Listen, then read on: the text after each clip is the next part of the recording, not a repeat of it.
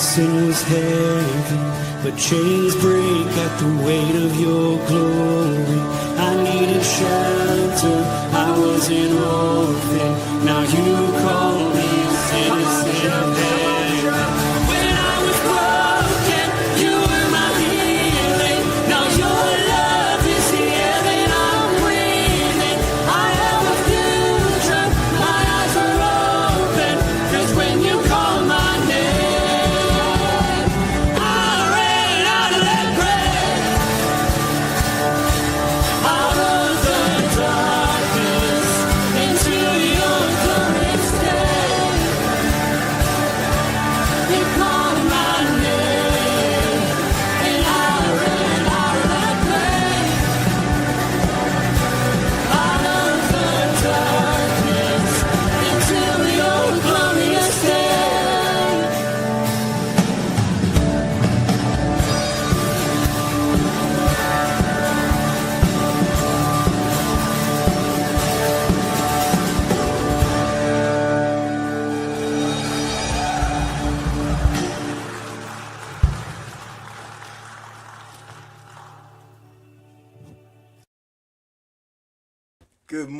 Good morning, everybody. Happy Friday. Oh my goodness, it's not Friday. It's not Friday. It's Wednesday. It's Wednesday. I know it's Wednesday because my son and my wife's birthdays are coming up. Anyways, happy Wednesday. Good morning, everybody. We are going to be in John 4, 1 through 9. So while I'm saying hi to some folks, you can be turning in your Bibles. I will pull it up on your screen, but, you can still do that too. All right, so we got Patricia on here. Good morning to you, Pat. Dr. Colleen, good morning. And Ken Gooch. Now, everybody should shout out to Ken. He shot out the reminder text, so I wouldn't have been so I didn't end up being late to this thing. Connie, good morning to you. Pop up on there. Karen Thompson, good morning. Dave Donnelly, good morning, sir. Out there in Florida. I'm wearing all these clothes. I want to make the Michigan folk, feel comfortable. I don't want to bust out the shorts, No, I'm joking. All right. Steve Giroux, good morning, brother. Ken Gooch again. Come on. Yeah, it's good to be on here. Bert Reggiani, good morning, brother. Jody Glenn's on here. Trish, man, everybody is on here. It's Diane. It's me. I'm not Pastor Tom. Pastor Tom is taking a well-deserved break after the last week of Jesus' life. He needed it, right? Yep. Shout, Glenn, good morning to you, brother. And look at that, man. I love the background. Yeah, don't tell Connie, but I stole some more books. Sorry. All right. Let's do this. Okay. So, like I said, we are in John 4. And we're starting her out. Okay, so let's do this. Now when Jesus learned that the Pharisees had heard that Jesus was making and baptizing more disciples than John,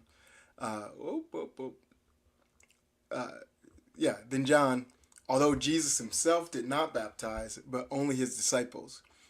There's a prophecy in the Old Testament that talks about that Jesus, the Christ, wouldn't baptize. So that's why they made that distinction. He left Judea and departed again for Galilee, and he had to pass through Samaria. So I think let's just stop here for a second, because that had to pass through Samaria.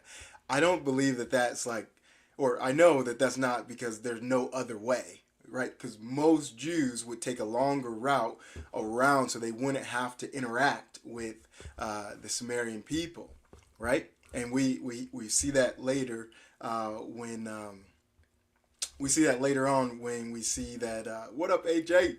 My brother's on here. Well, we see that later on when the Samaritan woman comes to him. She's like, "What are you doing talking to me?" You know. But anyways, so I think Jesus had to go this way because there was a Samaritan woman who was, yeah, we're gonna get there. But she was at her lowest point, right? Like she's coming out in the middle of the day because she doesn't want to interact with people because she's just defeated. And God, looking down on her, had mercy and pursued her, right? And so the had to was because God was pursuing this Samaritan. I believe, right? I'm not going to be dogmatic, but that's what I believe. All right, so he came to Samaria, whoop, whoop, whoop, and he had to pass through Samaria. So he came to a town of Samaria called Sychar, near the field that Jacob had given to his son Joseph. Jacob's well was there. So Jesus, weary as he was from his journey, was sitting beside the well. It was about the 6 hours. It was about the 6 hours. So the sun is high in the sky, right? And so that makes this next verse pretty weird, right? Because women wouldn't go out in the middle of the day and get water, right? And so in verse 7 it says, a woman from Samaria came to draw water. Jesus said to her, "Give me a drink."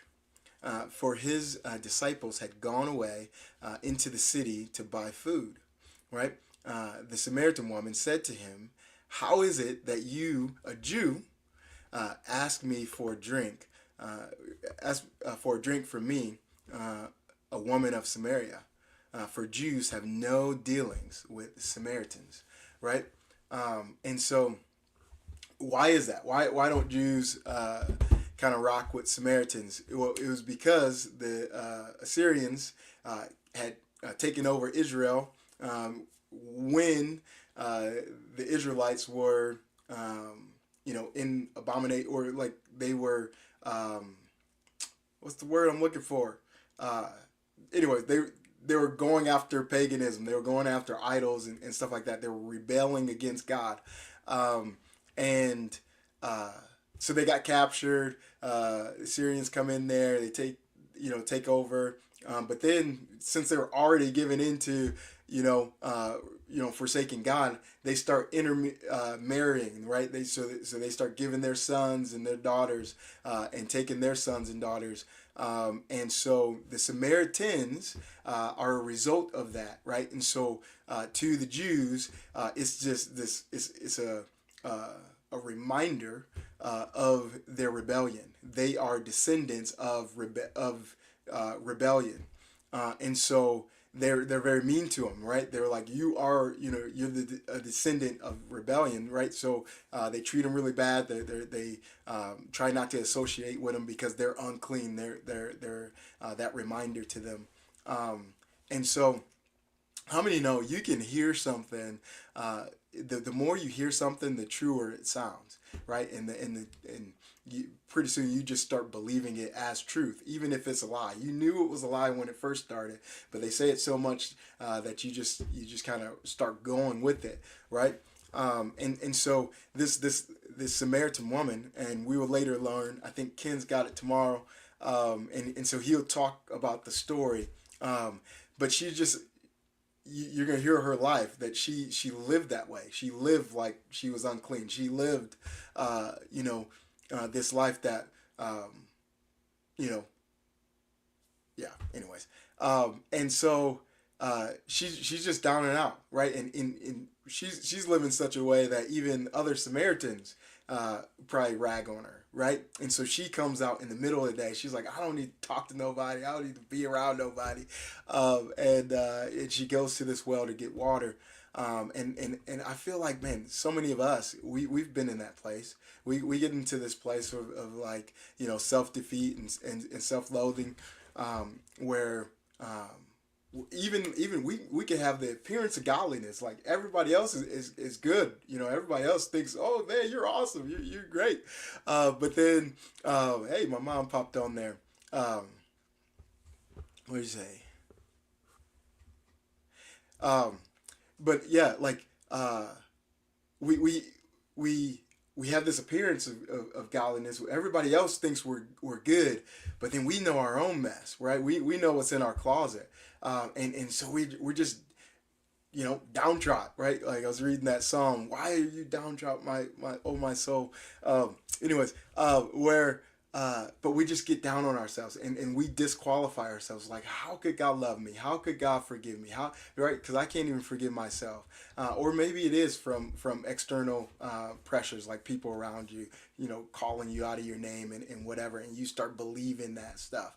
And I just believe that God's no respecter of persons. Like, just like he had to go past Samaria, he had to let us talk about this today. He had to get you onto this live today, so that you can be encouraged. Like, no, there's a God he's pursuing, and that it doesn't matter, right? Like circumstances, or like our shortcomings, our sins, every sin, our past, present, and future was nailed to that cross. Jesus scanned the whole earth, right? Like in Luke, he talks about what king goes to war without first recognizing or calculating the risk.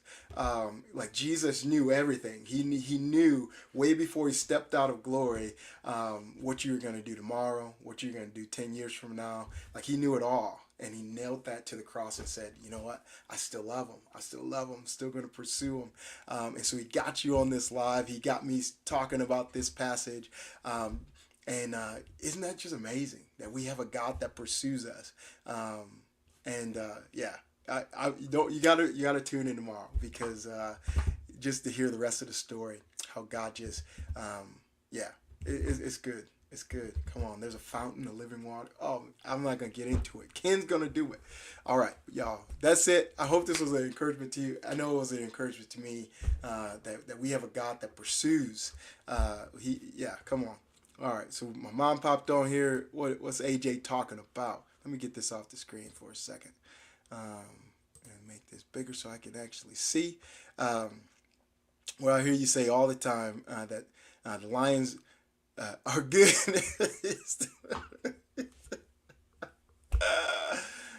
All right, man. All right. Anyways, love you, bro. Love you guys. I hope this was an encouragement to you. Looking forward to digging and going through the rest of this chapter with you. All right. Peace.